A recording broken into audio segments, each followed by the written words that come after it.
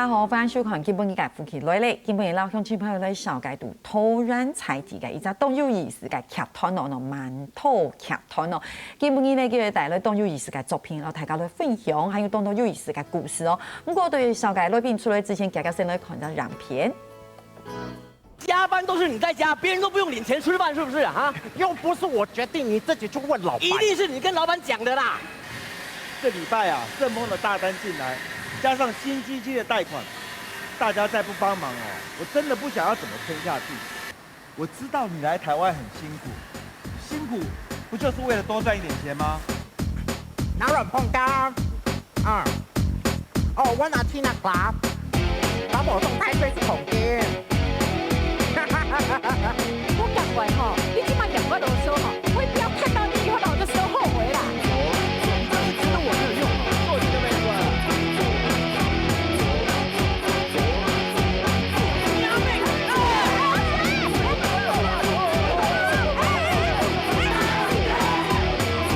咱雖然不是什麼大富貴，拍袂使好看袂起啦。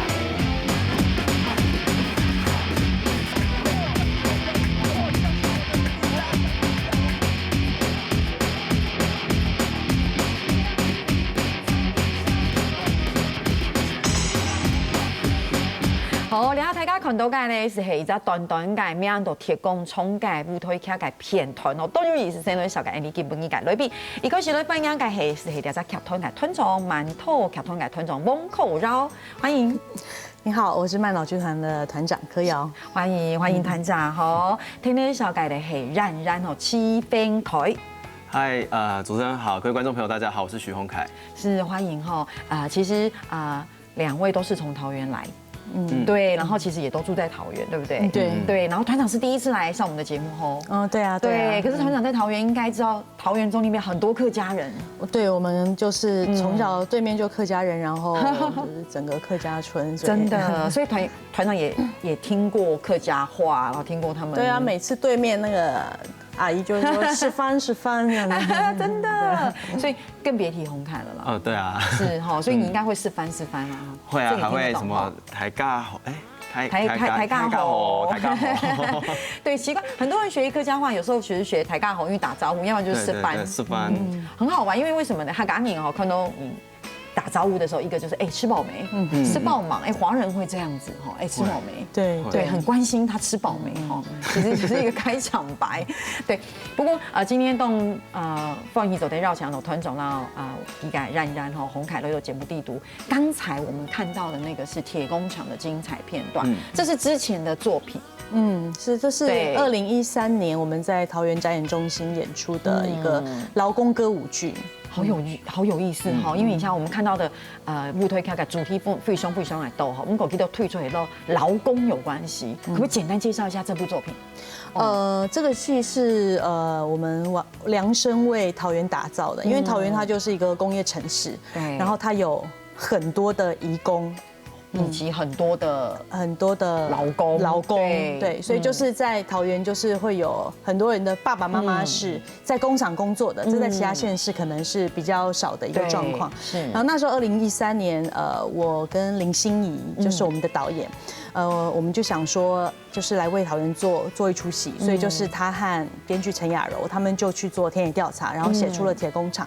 然後因為心怡她長期有關注移工的議題是，所以呢，就是他對這樣的主題的戲劇他很有興趣，然後我們就說，可是每次講到移工，大家都會悲情啊，然後就是很苦啊什麼，然後我們就說，那這次我們就是把它做成歌舞劇好了，然後後來我們一聽講說，好衝突哦，太棒了，然後我們就說好，那就來，然後就找那個愛情釀的酒的製作人紅螞蟻樂團的陳世新老師，就是幫這個音樂劇打造了很多的歌曲，對，然後就成型了，就找了一群優秀的演員。對，因為其實司徒團長講誒，突然改變有非常多的移工，我覺得真的是因為工業區都在那邊，對，然後當然移工越來越多，像大家都有注意，需要去中壢火車站，你看到的文字不是只有中文跟英文，你會有他們那個菲律賓、越南、泰國对，然后会有那种越南街啦，对不对？然后泰国街呀什么，其实慢慢的，其实推翻改移工弟兄改数量越来越多。我觉得其实这是一个互相照顾的一个环境，对，所以提供从该他走平其实讲的是劳工新生。对，是劳工新生嘛？对，可以这么说。对，主角就是工厂的一个单亲妈妈，蓝领的单亲妈妈。对。然后她因为工伤，然后前后发生的事情，然后戏里面也有一个印尼的逃跑工人，海尼，然后还有一个泰国的移工，是一个小小的工厂发生的故事。对，而且刚刚台家有很多个片段嘛，哇，好像找到一个很不错的、很大牌的演员一块共襄盛举，对不对？对，佩霞姐，赖佩霞。对，刚才在照片有看到佩霞姐的照片，这是第一次跟你们合作，对不对？对，我是之前因为佩霞姐她有演《阴道独白》，然后我有去看过她2次演出，我都有看。然后那时候我就觉得她在舞台上面，因为是独角戏，然后就是可以震慑全场，因为她的角色是最后一个，最后一个就是重要的角色。那时候我们在找大概40-50岁左右可以唱歌、可以跳舞又可以演戏的女演员，对，找了非常的久。然后我朋友因为他有跟佩霞姐一起演《阴道独白》，他就说你们要不要问问看佩霞姐？然后后来他就打电话给佩霞姐，然后佩霞姐就说我们来看一看。然后呢，我们就见面，然后我们就就是3个诚惶诚恐的给佩霞姐看我们之前做的一些作品嘛。佩霞姐说，好像很有趣，那我就演吧。就是她还蛮看感觉，她也不知道我们的来历什么，所以就促成了这个缘分。是洪凯在里面也有角色哦，对啊。因为刚刚团长说歌舞剧要能唱又要能演，真的不容易耶。所以你在里面有唱吗？有啊，因为在跟曼岛合作之前，就有陆陆续续在演出一些音乐剧。是，对啊，那个时候其实很机缘巧妙，因为我在去参加他们的甄选，我是甄选进去的。哦，对我那个时候完全不认识柯瑶，然后在那之前，我是在甄选当天才知道，原来曼岛军团是桃园团。哦，但那个时候我还在台北工作。是，然后等到深入进去之后，才很认真的发现说，天哪，他讲的是工厂的故事，因为我家就是一个在桃园开工厂的状态哦，对，所以很有感受，非常的有感受。然后刚刚好运气很好，他们选到我进去之后，就开始加入这个演出了。然后我演的是工厂里面的一个基层员工，然后在里面就是柯瑶刚刚好演我的太太，对，我们在里面就是在这个工厂里面就是生活。然后另外还有一个角色是算是炒地皮的人。他要去收购，就是附近那些比较小型的工厂，然后想去把他们工厂整个收购下来，然后2个很冲突的角色。对，所以你演完这个，你一开始要演的时候就很有感觉，很有共鸣。演完之后呢，感受完全有改变吧？有，其实有一半的。如果说回桃园发展，有一半的原因可能是因为这出戏哦，因为洪凯基本身都台北带，然后给俩下是完全回桃园发展，想要好好在那里。对，埋下这个发芽的种子，对，所以你有一半是因为这个原因哦。其实是有一半是因为就是发现说，原来自己演自己家乡的戏是这样子的感觉，所以在那个当下，我觉得情绪蛮多的，就是我居然可以讲到自己家里面工厂的故事，我居然可以讲到桃园的故事，我居然可以关心在地的议题，对，然后这样子交错之下，同时又可以做我最喜欢的表演，所以那个当下非常有感触。是没错哈，因为刘良志清还是猛基讲，我问你现在还开心吗？他说。目前为止还算开心。对，为什么会这样问？原因是因为其实主推班来走，因为改卡从没有那么简单。对，其实这条路走起来有一点寂寞空虚啦。很有热情，很有感觉，但走起来也蛮寂寞的这样子。对啊，就是理想的事情总是对需要更多的燃烧。就是刚刚好有。虽然有点寂寞，但是陆陆续续会一直招募到伙伴，然后在这伙伴当中就可以发现，其实大家想法都很相近。是，所以佩霞姐在你们的剧中演出应该很开心哦。后来，对啊，就是她，佩霞姐，因为她自己有学心灵身心灵的一个导师。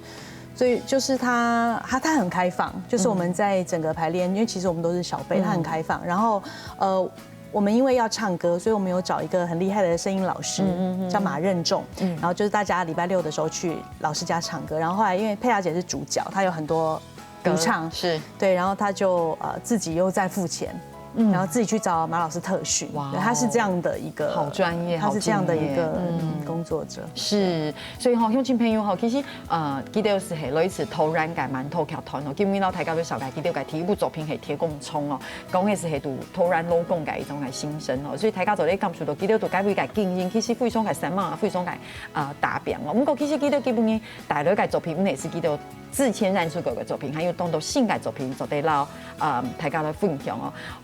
所以等一下我们会有更多的作品可以跟观众朋友来介绍哈，而且还有更有趣的故事哈。所以杜了别的先绕请你跟乡亲朋友先聊下，喝下茶哈，你等下咱好好来唠，你个吞庄啦，还有红盖好好来打嘴鼓。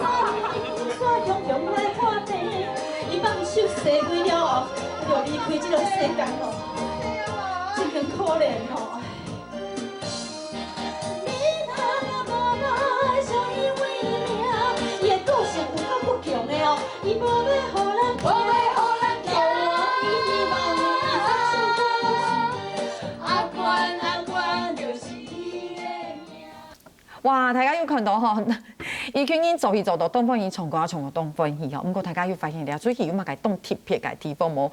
是不是可以请团长先帮我们简单介绍一下刚刚那部作品？好哦，这出作品叫做《月娘》，然后它是我们叫做卡拉 OK 音乐喜剧。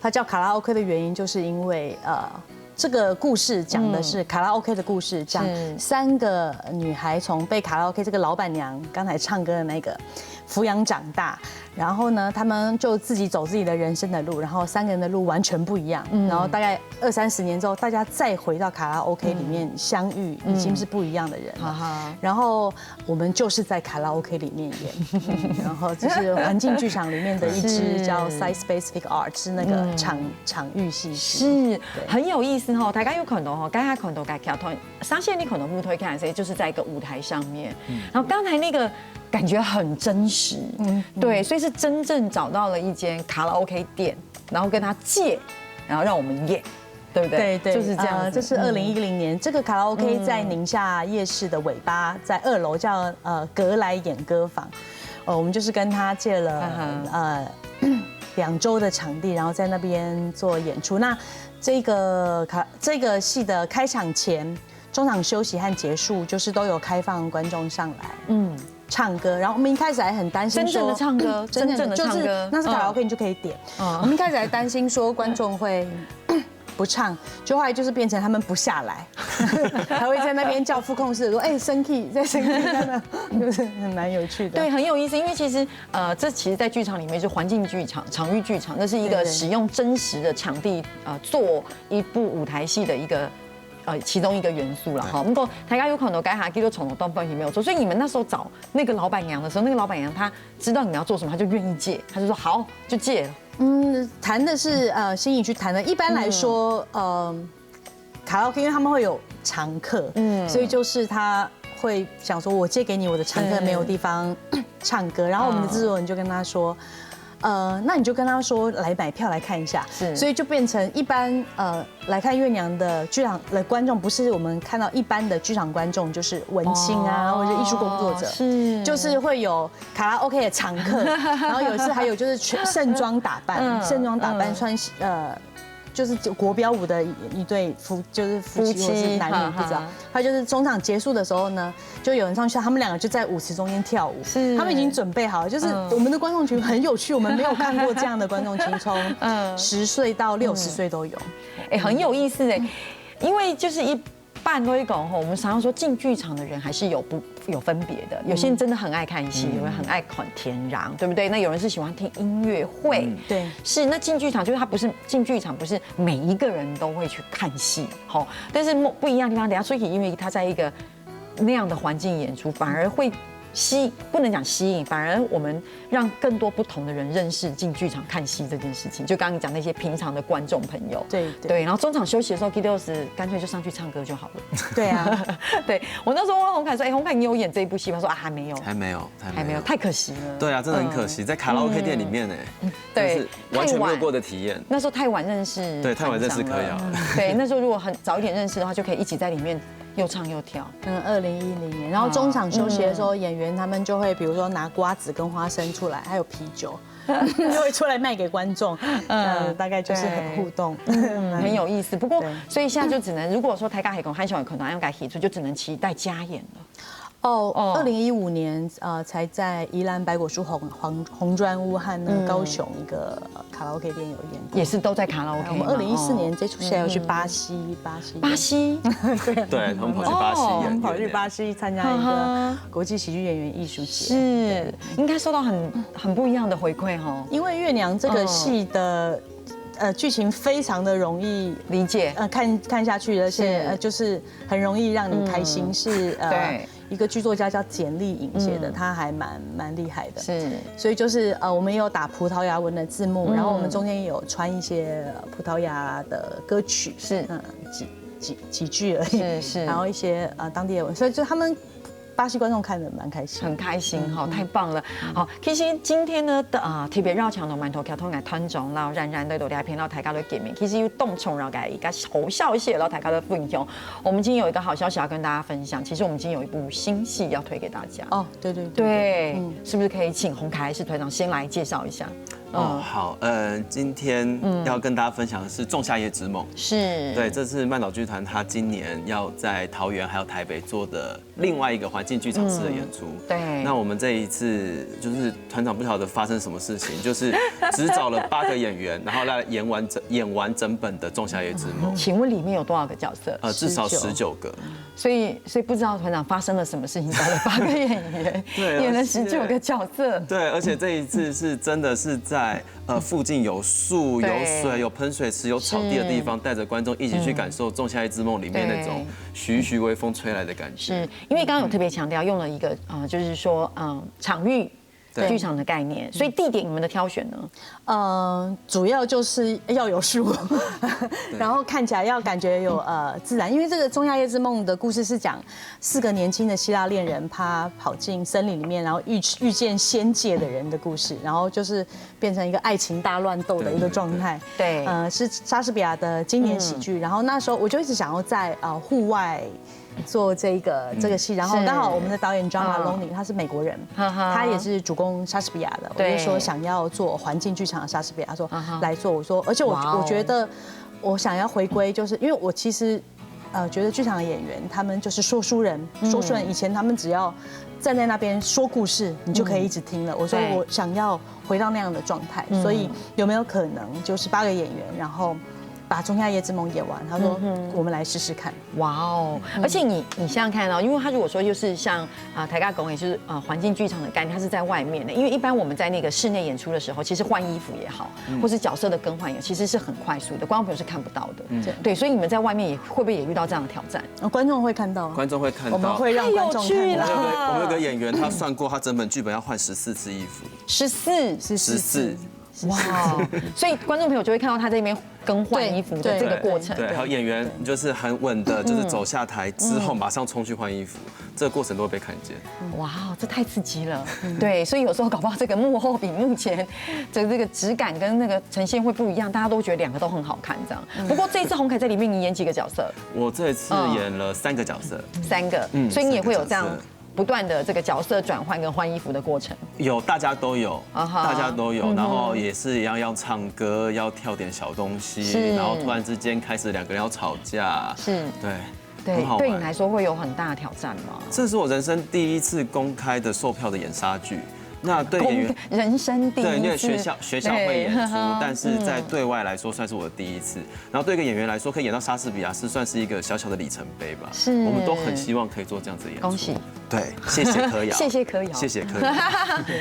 所以对你来说也是一个不同的挑战哈。超级大的挑战，光是要处理莎士比亚先生的那个这么庞大的诗句，就要花很多的时间。太棒了。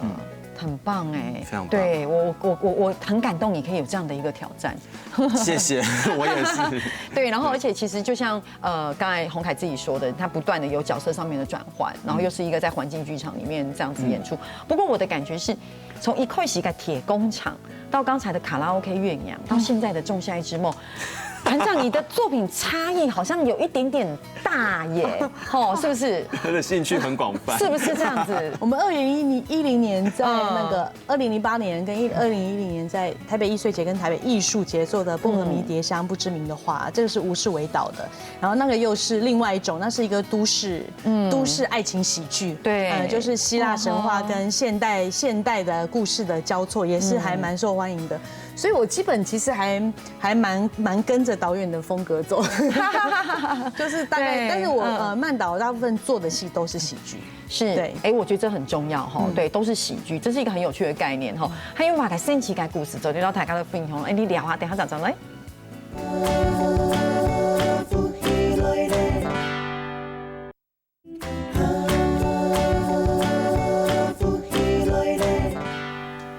风雨走在绕墙岛，你赌偷然改卡团哦，蛮透卡团那斗两片都抬开了少，改几段改作品哦，因为很快的，马上就有仲夏夜之梦的新的作品要跟大家分享，很开心。对，我知道现在一定很累，听说每天都没有睡很多。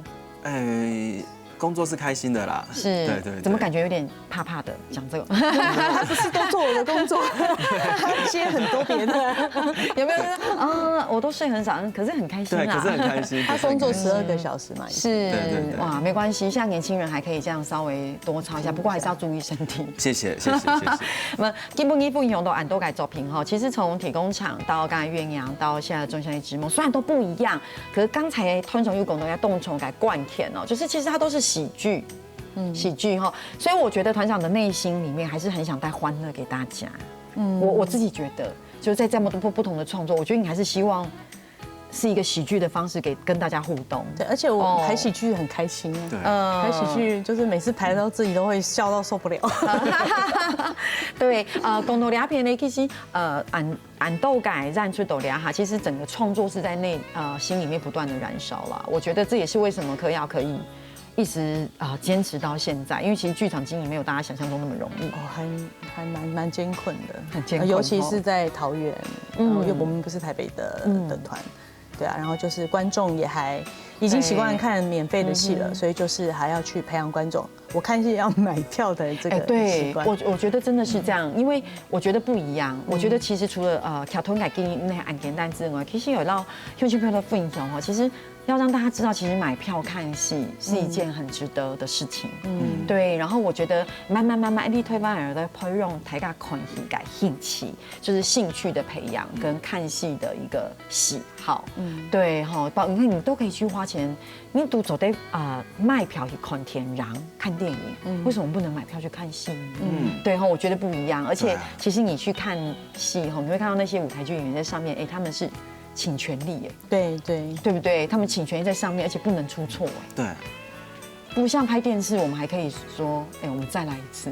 对，这就是就我觉得这是舞台剧很棒的地方，就是每一场就是都不一样，观众的反应也不一样。有些观众在笑这个地方，想说这边有什么好笑，然后有时候会有一个东西漏了，或者是什么东西，然后你马上就要反应，就是每一场都是一个挑战。对，而且其实也会从各种朋友改反映了一款什么地方是观众朋友喜欢的。对。然后你们第二次演出或是再有演出，其实还是可以做调整的。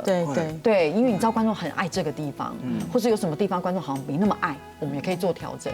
我觉得这也是很珍贵的地方哈。能够共同聊片，我们等一下再好好的来说《仲夏夜之梦》的演出的地点跟时间。其实我对团长真的充满着好奇心哈，这样子跟他打嘴鼓半小时下来，好有趣的一个创作家。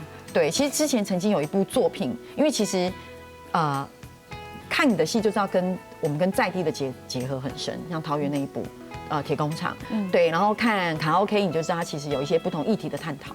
对，那现在又回到这个莎士比亚的史诗巨作，安庸改剧嘛，对不对？所以其实团长真的是很有趣。其实之前有一部跟你自己的文化很有关系的，是不是？你说南疆香茅罂粟花吗？对，因为我们是缅甸过来的移民，我2岁就来台湾了，2岁，所以就是我们周边有一群就是长辈，他们其实是在缅甸长大的华人，但是因为可能台湾的人自己不知道，可是缅甸跟泰国的华人，他们每次讲到台湾就说是宝岛，就是我这一生就是想要去看一次。如果有机会可以去台湾念书的话，我希望就是他们对台湾是有这样的向往的，因为台湾它又用繁体字，然后又保留了很多的习俗。我为什么讲到这个？对，因为我们周围的一些长辈开始凋零了，所以我想说，我们想要做一个剧本，想要把这些故事给记录下来，写下来，就是他们其实是很小众，可能几千人都不到，对，想要把这个故事，就是他们曾经有过这样的一段迁徙，因为他们在缅甸、在泰国，然后他们听到了那中华民国政府说报效国家，他们就把自己的就离开他自己生长的地方，然后就是为中华民国来工作努力，是有这样的一个情怀。那当然也是因为他们那一代有经历过战争，他们对国家的感觉又更不一样，跟比起现在的我们来说，这个剧作家。我请了一个叫江富琴的剧作家来写这个剧本，他也很有兴趣。在2014年的时候，就是把他送去了泰国跟缅甸去做了田野调查，40天，他就是去那边住小村庄，然后去跟他们聊天，当时的状况是怎么样，然后把故事写下来。然后今年他又去了一次边境，云南跟缅甸的边境去找边境的那些人去聊，然后他应该明年还会再去缅甸。他的剧本已经写完了，可是他觉得还要再修。我们大概明年会做读剧，然后先看看是不是哪些地方有写错，我们要再修，然后等到整个完成之后，我们会出剧本跟做演出。对，预计什么时候会看到这部作品？我不知道我希望2018、2019，因为它有战争场面，所以我募资可能还需要一段时间。对，所以如果这部戏在2018，然后讲你让19走对本台高的可能，它真的酝酿很久对，从2014年开始，前年开始就开始酝酿，所以真的到演出，其实这真的好多年的时间所以台高走对了解一本剧本改诞生跟一部舞台剧的诞生。真的不是大家想象中的这么容易，对，是要花很多力气的我觉得很感动，就是说，柯瑶可以做这样的事情，对，真的，因为它其实是就像柯瑶讲这样的一个剧嘛，其实是很小众的小众，对，它有时候我们说主流市场跟小众市场，它已经不是主流市场，已经在小众市场，但它又在小众市场里面的边缘，对，就是想要到底我的。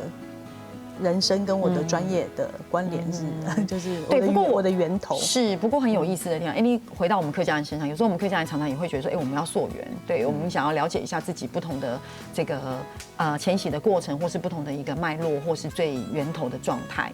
那其实我觉得像团长也是，柯瑶也是有同样的心情啦，对。然后我觉得不一样的地方是，如果你这部戏真的作品。